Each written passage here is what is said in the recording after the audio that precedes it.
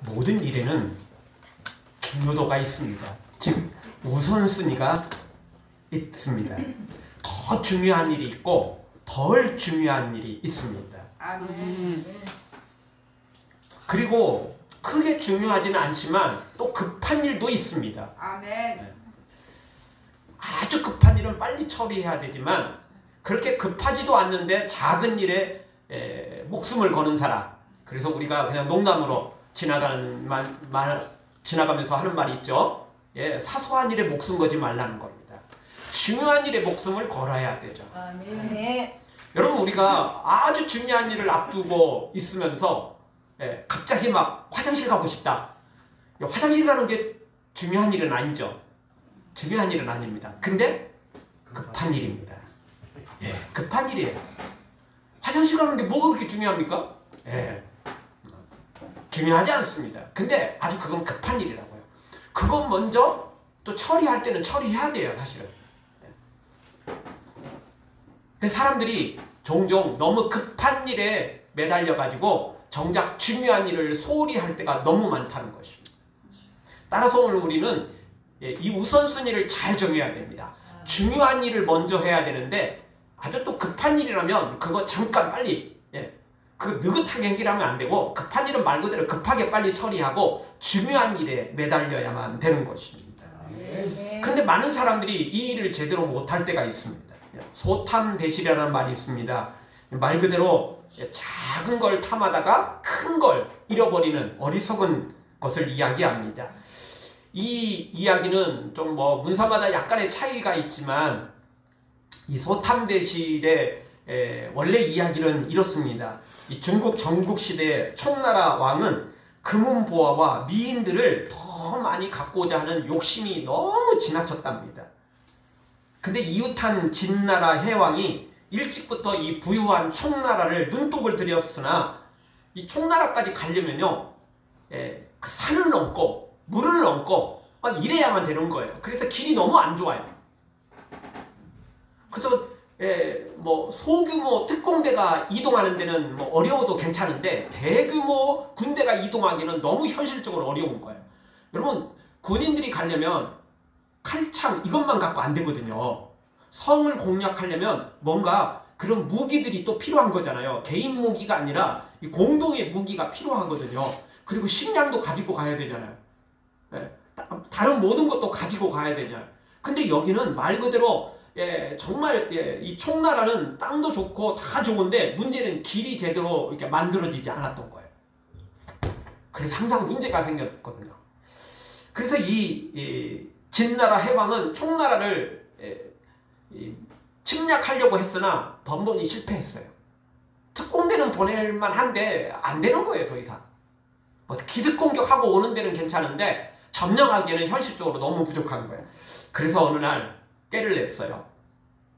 그것이 무슨 꾀를 냈냐면 커다란 황소를 조각하게 한 다음에 화려하게 치장하고 힘센 장정들로 하여금 그 황소를 지키게 만들었어요. 그리고 그 황소가 가는 길에 이따금씩 황금 덩어리를 떨어뜨렸대요.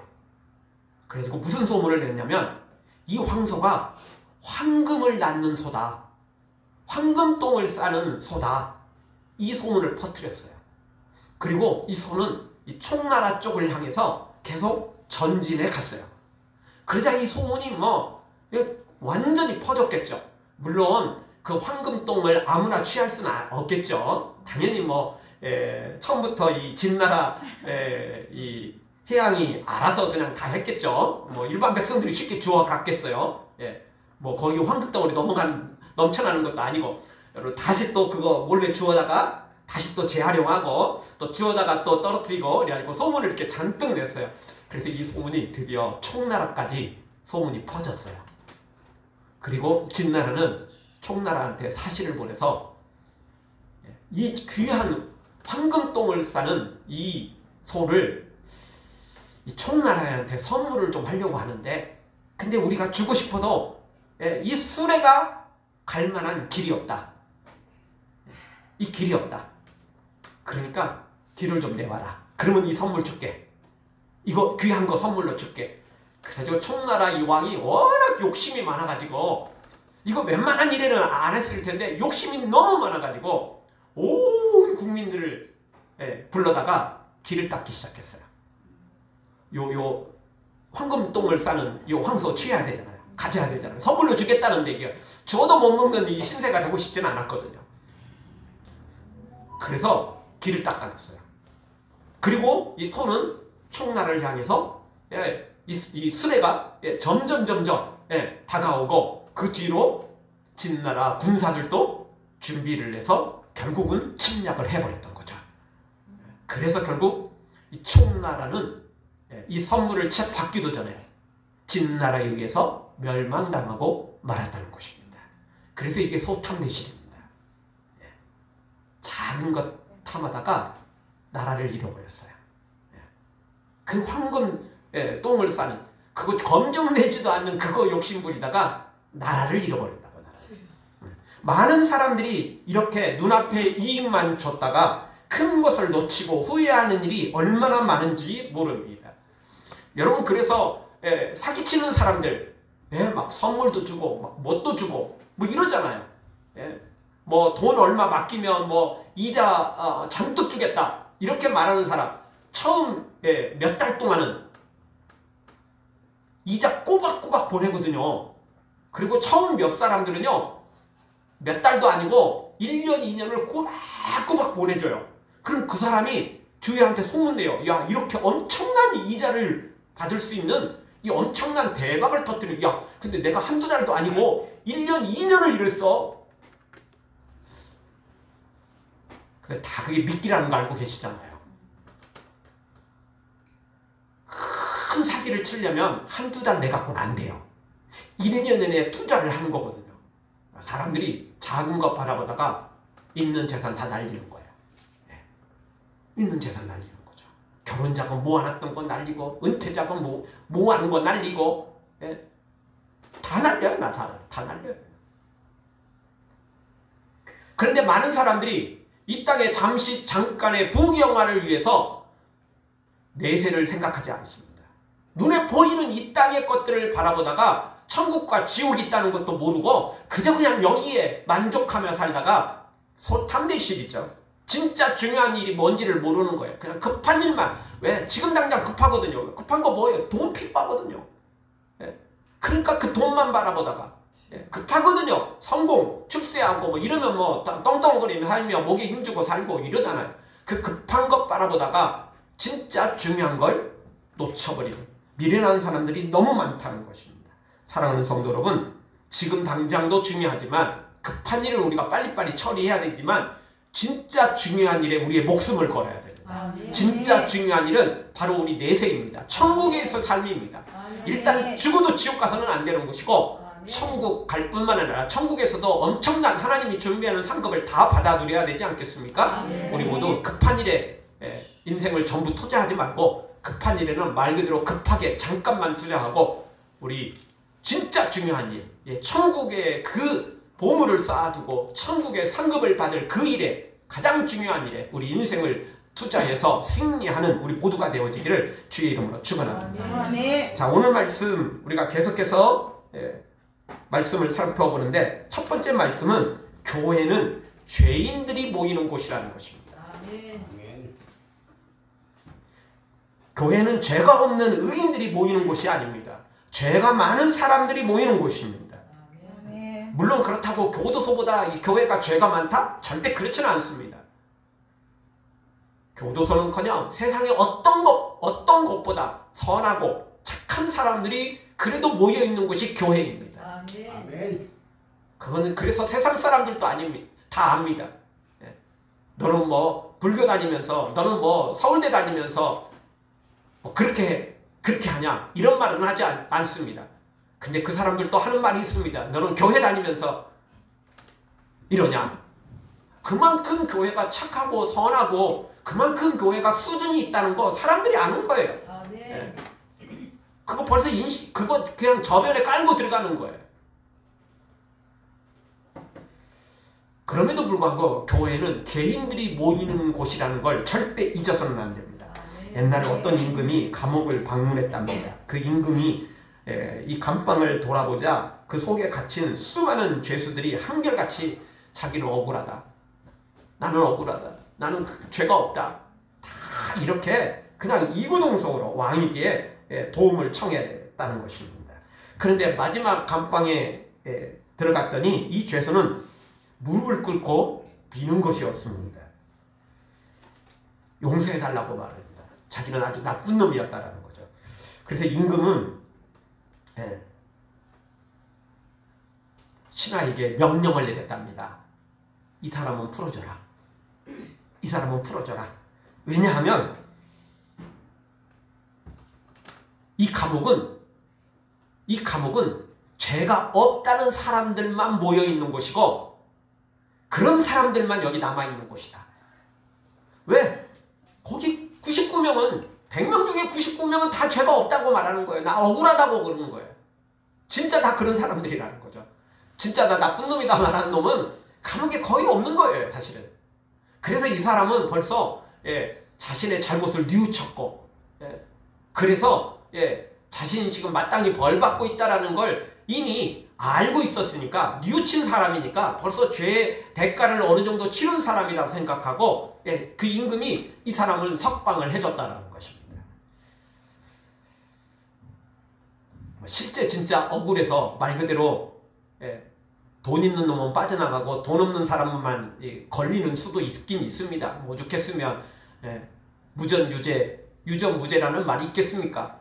그래도 감옥에 가는 사람들 중에 정말 억울한 사람이 뭐 한둘쯤은 있을지 모르지만 진짜 그런 사람들이 있잖아요. 이따금씩 뭐 10년, 20년 후에 진범이 잡혀가지고 그렇게 풀려나는 사람들이 있긴 있죠.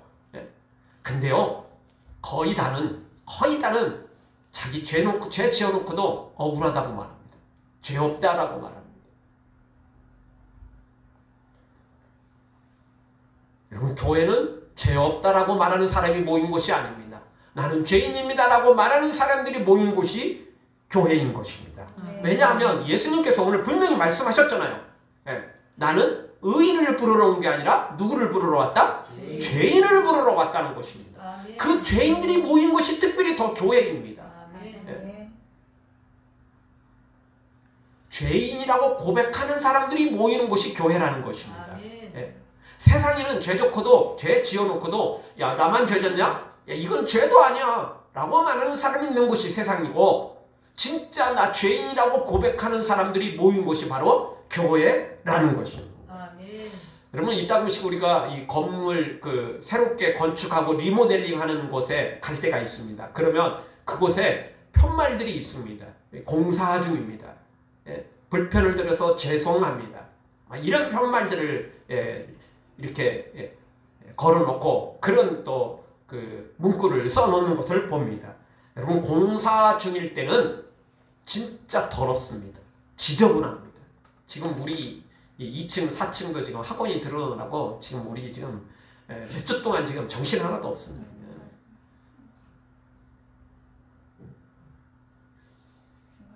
첫 주는 지금 다들 막 여기 그 옷에 지금 페인트 묻히고 막 다 그렇게 들어왔었잖아요. 하필이면 꼭 주일날 그것도 시작해가지고 그냥 공사 중이면 불편합니다. 지저분하고요. 너무 이게 힘듭니다.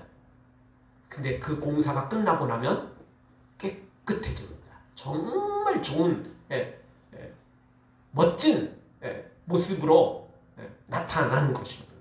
공사를 하지 않으면 더러운 그대로 있지만 공사를 하면 깨끗해지죠. 그러나 공사 중에는 지저분한 것입니다. 여러분 우리 인생이 그렇습니다. 교회 다니는 믿음의 사람들, 죄인이라고 고백하는 사람들이 다 지금 공사 중에 있는 것입니다. 하나님께서 의인으로 만들어가는 천국 백성으로 만들어가는 공사 중에 있는 것입니다. 그러니까 지저분하게 보일 때도 있어요. 그러니까 어떻게 보면 더 세상보다 더 악한 모습으로 보일 때도 있어요. 왜냐하면 죄가 드러나니까. 세상에는 죄를 다 덮어버리거든요. 근데 교회는 죄를 들춰냅니다. 일부러 뭐 창피주기 위해서 그 죄를 들춰내는 게 아니고 말씀을 통해서 들춰내고 설교를 통해서 들춰내고 그래서 회개하라는 겁니다. 이거 죄라고 고백하는 선포하고 그리고 그거 고백하게 만드는 것입니다. 죄도 아니야 이런 건 아무것도 아니야 라고 감추는 게 아니고 들춰내는 것입니다. 그러나 그것을 우리는 마땅히 받아들여야만 되는 것입니다. 나도 받아들이고 회개해야 되고 옆 사람도 모두도 다 우리는 죄인임을 알고 같이 십자가 앞에 손에 손을 붙잡고 달려가야 되는 것입니다. 공사주의이기 때문에 지저분하고 어수선하고 또 여러 가지 불편하지만 그럼에도 불구하고 우리는 십자가 앞으로 죄를 가지고 달려가야만 되는 것입니다. 그럴 때 깨끗한 온전한 사람으로 거룩한 사람으로 우리가 새롭게 될 수 있는 것입니다.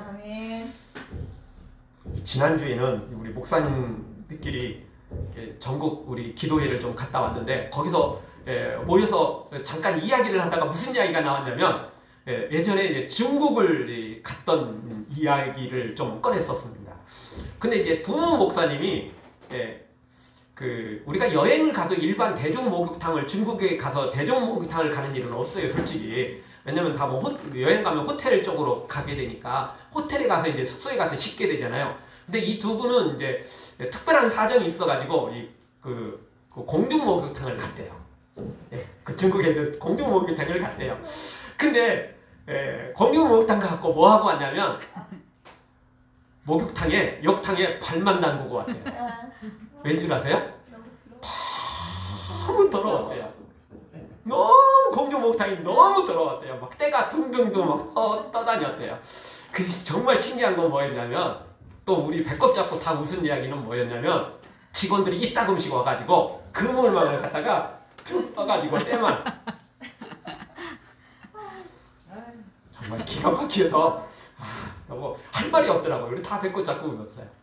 우리나라는 뭐 옛날 초기에는 혹시 모르겠지만 우리도 초기에도 뭐 그러지는 않았을 것 같아요.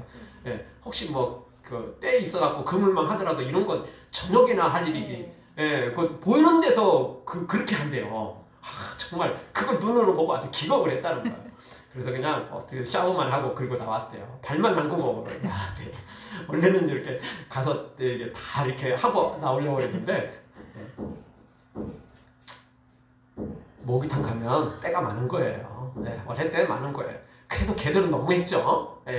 사실은 씻고 들어가서 거기 이제 이렇게 좀 따뜻한 물로 좀 이렇게 하고 그리고 나오는 것인데 그 안에 들어가갖고 막 다 씻어버리니까 그냥 때국물이 거기에 그냥 오늘 이제 점심 다 먹었습니다. 공사 중일 때는 더럽습니다. 씻고 나면 다 더러운 것입니다. 우리 손 더러워질 때 비눗물로 씻으면 그 세숫대야가 어떻게 되죠? 시커멓잖아요. 시커멓잖아요. 공사 중일 때는 더러운 것입니다. 우리가 교회 안에 모인 사람들이 다 의로운 사람들이 아닙니다. 다 깨끗한 사람들 아닙니다. 십자가 볼이 씻으니까 어떻게 보면 더 더러워 보일 때도 있습니다. 여러분 원래 구정물 가만히 놔두면 밑에 더러운 건 가라앉거든요. 근데 그거 휘저으면 어떻게 되죠? 그게 다 올라오는 거예요. 세상에는 그게 다 그냥 감춰놔요. 그러나 교회는 휘저을 때가 너무 많아요. 말씀이 들어오거든요. 거기다 또 사탄은 또 그거 들춰내려고 또 막 사탄은 일부러 교회를 혼란스럽게 만들려고 또 들춰내고 성경은 예수님은 회개하라고 들춰내고 그래가지고 이게 쌍방으로 그냥 막 다 교회가 이렇게 어수선해질 때가 많아요. 그래서 교회에서 어떤 사람들은 나 저 사람 때문에 교회 못 다녀. 나 교회 안 다녀. 이런 사람이 있습니다. 속으면 안 됩니다. 물론 교회는 정말 우리가 믿음으로 잘 신앙생활해서 누군가에게 상처를 주고 그 사람이 실족하게 만들면 안 됩니다. 그런데 이따금씩 교회 안에는 가룟유다도 있거든요. 이따금씩 교회 안에는요 거짓 선지자들이 있거든요. 일부러 호랑이를 잡으려면 호랑이 굴에 들어가야 된다고 사탄이 교회 안에 사탄의 앞잡이를 심어놓는 경우가 너무 많다는 것입니다. 이따금이 아니라 정말 꼬박꼬박 있습니다. 어디를 가든지요 가룟유다 같은 사람은 정말 꼭 심겨져 있습니다. 진짜 교회라면 더더욱 믿음의 교회라면 사탄이 가만둬두지 않습니다. 꼭 그런 놈들을 심어놓는다는 겁니다. 그런 놈들이 이 땅없이 들어와가지고 교회를 혼란스럽게 만든다는 것입니다. 그런 사람에게 속으면 안 됩니다. 그런 사람 없어도 교회는 공사 중인데 그런 사람까지 들어오면 교회는 더 혼란스럽고 더 복잡해집니다. 우리는 교회 안에 그런 사람이 들어올 때 우리는 그런 사람들을, 사탄의 앞잡이들을 우리는 과감하게 그 죄를 몰아내야 되고, 그리고 나의 죄도 무조건 감추려고만 할 게 아니고 십자가 앞에 나가서 우리의 죄를 고백하고, 그래서 우리가 용서받고 이제는 거룩한 용서받은 의인으로, 용서받은 죄인의 모습으로 우리가 주님 앞에 믿음으로 세워져 가고, 그렇게 승리하는 우리 모두가 되어지기를 주의 이름으로 축원합니다. 다 같이 한번 따라서 하겠습니다. 교회는 죄인들이 모인 곳입니다. 죄인들이 모이는 곳입니다. 이 부분을 잊지 말아야 됩니다. 아멘. 두 번째 주시는 말씀은 예수님은 예배보다 긍휼을 원하신다는 것입니다. 아멘. 13절을 보죠. 13절 우리 한 목소리로 다 같이 보겠습니다. 너희는 가서 내가 긍휼을 원하고 제사를 원치 아니하노라 하신 뜻이 무엇인지 배우라. 아멘. 여기서는 예수님이 아주 더 적나라하게 말씀하십니다. 긍휼을 원하고 제사는 원치 않는다. 그렇다고 해서 진짜 예수님이 예배를 원하지 않는다 이런 말은 아닙니다. 여기서 좀 더 정확히 말하면 예배보다 하나님은 긍휼을 원하신다는 것입니다. 그런데 수많은 교인들은 긍휼보다 예배를 더 중요시 여겨버립니다. 긍휼은 버리면서도 예배는 죽어라 챙기는 사람들이 의외로 많다는 것입니다. 여러분, 병원은 환자들로 북적됩니다. 특히 응급실은 두말할 것도 없습니다. 예전에 제가 그 부목사로 있을 때 교회에서 이렇게 작업을 하다가 손을 다쳤어요. 지금도 이 손에 그 흉터가 좀 남아 있는데요. 요 부분을 좀 많이 베었어요. 그래서 이제 그 병원을 갔는데 응급실로 갔어요. 그때가 토요일 저녁이었거든요. 좀 늦은 밤이었어요. 그래서 토요일 저녁에 응급실 갔는데 저는 30분을 넘게 기다렸어요. 왜? 마침 그때 사고 나서 온 어떤 곳에서 사고가 나가지고 막 사람들이 좀 많이 들어왔어요. 그러니 손 이거 조금 벤 거 가지고 저도 꿰맸거든요.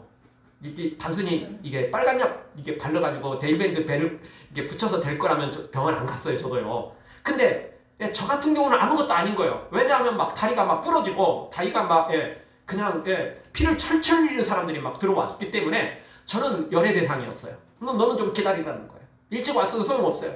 순서가 중요한 게 아니었어요. 너무 급한 환자들이 있었거든요. 때를 잘못 맞춰갔어요.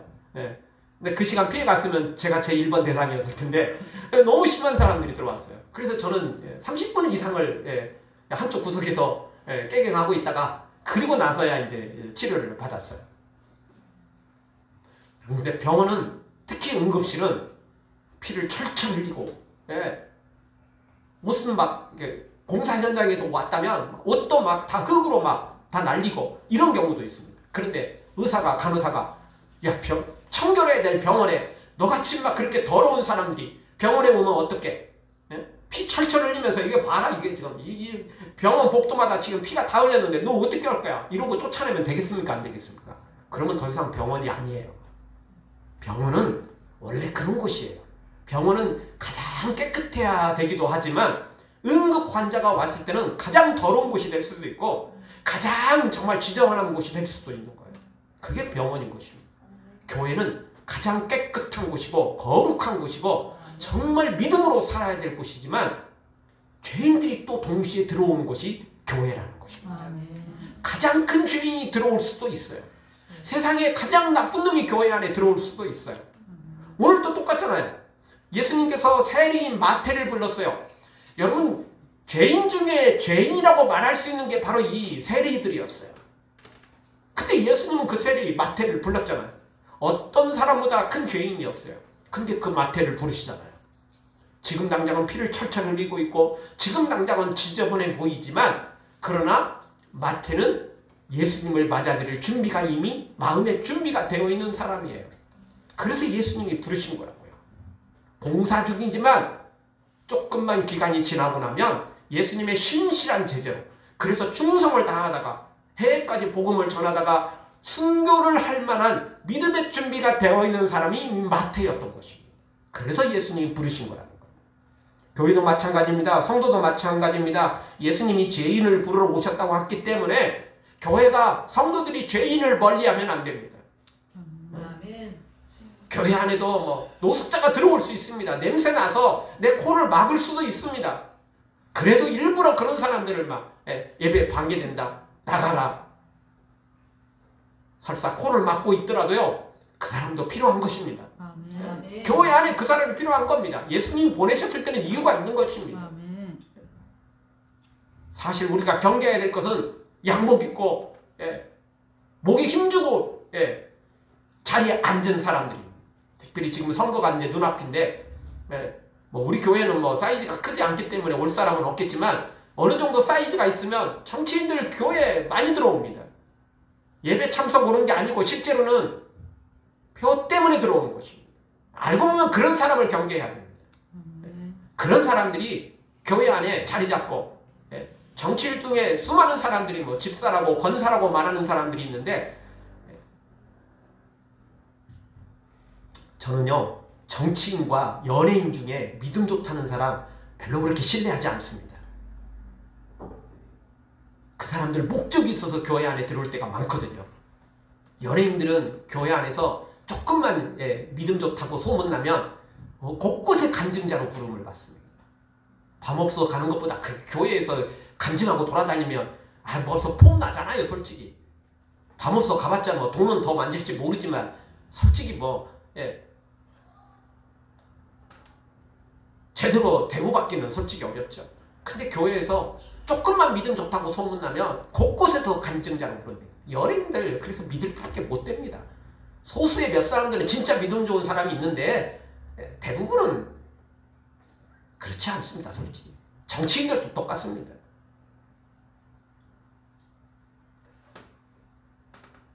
누가복음 10장에 보면 우리가 잘 아는 선한 사마리인의 비유가 등장합니다. 강도 만난 사람이 거의 죽게 되었습니다. 근데 제사장이 지나갔습니다. 그리고 레위인이 지나갔습니다. 이들은 그 강도 만난 사람을 그냥 외면해버리고 지나가 버렸습니다. 이 제사장과 레위인들은 처음부터 악한 놈이고 처음부터 나쁜 놈이고 남은 배려해주지 않는 놈일 수도 있습니다.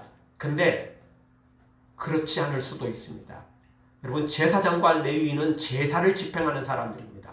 그런데 제사를 집행하는 사람들이 자신의 순서가 다가왔음에도 불구하고 제사를 집행하지 못할 때가 있는데 그것은 자기가 부정했을 때의 이야기입니다. 근데 부정했을 때의 첫 번째 방법 중에 뭐냐면 시체를 만지면 부정한 사람이 됩니다. 구약에 아직까지 구약 예수님 시대 이때까지만 해도 구약의 영향을 받았으니까 시체를 만졌을 경우 자기가 제사를 하고 싶어도 제사에 참여할 수 없는 거예요. 그래서 이 제사장과 레위인은 그 이유 때문에 이 죽어가는 사람을 만지지 않을 수도 있다는 것입니다. 돌보다가 죽었어. 그러면 시체를 만질 격이 되는 거잖아요. 그러면 제사를 집행할 수 없는 거예요. 원래 나쁜 놈일 수도 있어요. 원래 그냥 위성적인 사람일 수도 있어요. 그런데 그렇지 않을 수도 있다는 것입니다. 근데 예수님께서 이때 뭐라고 말씀하시냐면 선한 사마리아인의 이 비유를 통해서 등장인물을 사마리아인을 등장시키는데 이 사마리아인은 그런 거 개의치 않고 이 죽어가는 사람을 돕습니다. 그리고 자기 나귀에 실어가지고 또 치료할 수 있도록 돕고 그리고 심지어 돈까지 주면서 이 사람 계속 치료해 줘라. 그리고 자기는 자신의 일을 하러 갑니다. 알지도 못하는데 도움을 주죠. 그때 예수님께서 누가복음 10장 36절에서 이렇게 질문합니다. 내 의견에는 이 세 사람 중에 누가 강도 만난 자의 이웃이 되겠느냐? 그러면서 37절에 이렇게 말합니다. 가로되 자비를 베푸는 자이니다. 예수께서 이르시되 가서 너도 이와 같이 하라. 그게 예수님 마지막 결론입니다. 너도 이와 같이 하라는 거예요. 제사장이나 레위인처럼 하지 말라는 거예요. 제사 핑계대지 말고 예배 핑계대지 말고 죽어가는 사람이 있으면 그거부터 도와야 된다는 것입니다. 그 일이 더 중요하다는 것입니다. 그 일은 급하면서도 중요한 일이 되는 것입니다. 그래 그 일부터 하라는 거예요. 그래서 오늘 예수님이 13절에서 좀 더 노골적으로 말씀하시잖아요. 나는 제사를 원치 않고 뭘 원한다? 긍휼을 원한다라는 거예요. 긍휼 뭡니까? 불쌍히 여기고 고난받는 사람 불쌍히 여기고 돕는 걸 가리키는 거 아닙니까? 예수님이 원하는 건 예배보다 긍휼을 더 원하신다는 거예요. 그렇다고 뭐 예배 빼먹고 우리 막 그냥 봉사활동 가자 그러라는 말이 아니에요. 여기서 종교 지도자들은 그저 예배는 제사는 열심히 지킨다고 했어요. 그런데 긍휼은 하나도 행하지 않았다는 거죠. 그거를 지금 예수님께서 책망하시면서 말씀하시는 거예요. 지금도 똑같습니다. 여러분 우리 예배 중요합니다. 하나님 예배를 얼마나 기뻐하시는지 모릅니다. 그러나 예배만 하는 사람 하나님 원하지 않습니다. 예배만 잘하는 사람 하나님 절대 기뻐하지 않습니다. 하나님이 원하는 건 예배뿐만 아니라 그 예배에 합당한 주신 말씀대로 긍휼을 베푸는 것, 사랑하는 것, 말씀대로 순종하는 것 이걸 하나님이 기뻐 받으신다는 것입니다. 그래서 오늘 성경 하나님은 제사보다 긍휼을 원하신다. 아니 제사는 원하지 않고 긍휼을 원한다라고 말씀하실 만큼 예수님께서 아주 극단적으로 이들에게 표현했어요. 왜? 그놈들은 이렇게 이 사람들에게는 이렇게 극단적으로 말하지 않으면 듣지 않으니까. 만약 이런 사람들에게 예배보다 제사보다 긍휼이 더 중요하거든 이러면 이 사람들을 뭐라고 말하냐면 나도 알아. 그리고 나도 그렇게 하고 있어. 이러는 거죠. 그래서 아예 예수님은 뭐라고 말씀하냐면 나는 제사를 원하지 않는다. 나는 니네들이 예배하는 걸 원하지 않는다. 내가 원하는 건 긍휼이다. 이렇게 아주 극단적으로 표현해버린 거예요. 사랑하는 성도 여러분, 예배 중요합니다. 하나님 기뻐하십니다. 그러나 예배만 하는 사람 하나님 절대 받지도 않고 기뻐하지도 않습니다. 그런 사람에게는 너네들 제발 제사 예배 자리 나오지 말아라. 너네들 예배하지 말아라. 그렇게 살면서 예배하는 거 아무 소용없다. 이렇게 말씀하신다는 것입니다. 우리 모두 예배뿐만 아니라 예배자의 삶을 살아가고 말씀대로 순종하고 긍휼과 사랑을 베풀어서 하나님이 기뻐받을 만한 하나님의 사람들로 세워지기를 주의 이름으로 축원합니다. 우리 다시 한번 다 같이 따라서 하겠습니다. 예배한 대로 긍휼히 여기며 살겠습니다. 순종하며 살겠습니다. 마지막 세 번째로 우리도 예수님처럼 죄인을 찾아야 된다는 것입니다. 우리가 사람들을 긍휼히 여긴다면 소극적으로 교회 안에 들어오는 사람들만 긍휼히 여겨서는 안 됩니다. 여기 오늘 성경에서 마태가 예수님을 찾아온 게 아닙니다. 세리인 죄인이 예수님을 찾아온 게 아닙니다. 누가 찾아가셨어요? 예수님이 찾아가셨어요. 그리고 마태를 부르셨어요. 그러니 우리도 그렇게 해야 된다는 겁니다. 교회 안에 이런 사람들이 들어왔을 때도 사람들이 막 코를 막고 막 지저분하고 냄새난다고 그러고 뭐 이렇게 피하는 경우도 있고 내쫓는 경우도 있는데 그래도 또 믿음 있는 사람들은 또 그런 사람들을 힘들지만 또 막 숨도 참아가면서 뭐 하여튼 쉽진 않지만 그래도 사랑을 베풀려고 하는 사람들이 있습니다. 믿음의 사람들이죠. 근데 여러분 그렇게 소극적으로 행하는 것도 쉽진 않겠지만 그래도 그건 소극적인 거예요. 적극적으로 행하는 건 뭡니까? 예수님처럼 그런 죄인들을 찾아가야 된다는 것입니다. 그리고 불러야 된다는 것입니다. 그것이 우리가 예수님을 닮아가는 모습이고 그것이 진짜 긍휼을 베푸는 것입니다. 내 눈앞에 오는 사람들만 챙기는 것 그것도 절대 쉬운 건 아닙니다. 그래도 예수님은 그것을 뛰어넘어 고난당하는 사람을 찾아가라는 겁니다. 죄인들을 찾아가라는 것입니다. 그리고 데려와서 의인으로 만들어라. 그것이 예수님이 우리에게 주신 사명인 것입니다. 우리 모두 다 예수님처럼 우리도 그렇게 믿음으로 살아야 됩니다. 그런데 많은 사람이 예수님처럼 살아가기는커녕 교회에 들어오는 사람들마저도 소극적인 긍휼도 베푸지 않고 니는 예배에 방해된다. 너 때문에 다른 사람들이 피해를 당하고 너 때문에 다른 사람들이 우리 교회에 안 나온다. 너는 가라. 너는 저 구석에 찌그러져 있어라. 이런 사람들이 많다는 겁니다. 그래서 야고보서에도 그런 내용이 소개되고 있습니다. 옛날부터 진짜 그랬던 거예요.